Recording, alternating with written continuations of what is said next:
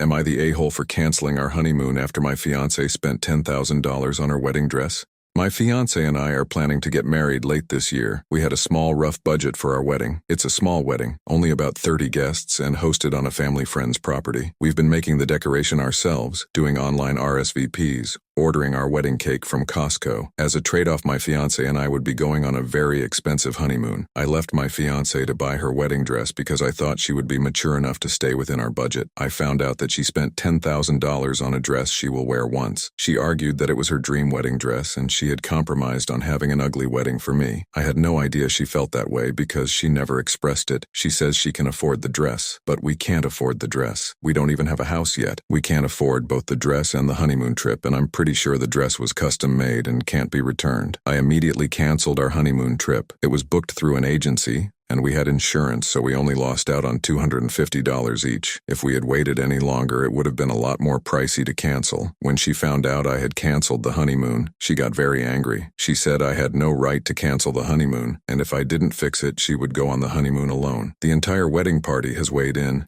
and her friends are hammering me mercilessly about it. Even her dad is mad at me. My friends and family are on my side. Am I the a-hole? Edit. Ordinarily, I never would have made such a big decision like canceling our honeymoon without talking it over with my fiancé. But she was stonewalling about the dress and refused to discuss how we can't afford it. We cannot afford both the dress and the honeymoon, and we couldn't afford to wait. We put the honeymoon on a credit card. For points, we would have been able to afford it and still have a bit of savings left over to cushion us. She spent $10K on the dress. That wiped out most of her savings account, leaving her with a few $100s left. That's not enough to pay for the honeymoon, too. There's also additional costs that could crop up in the wedding. She will be living paycheck to paycheck regardless, but if we went on that honeymoon, we'd have a credit card bill to worry about, too.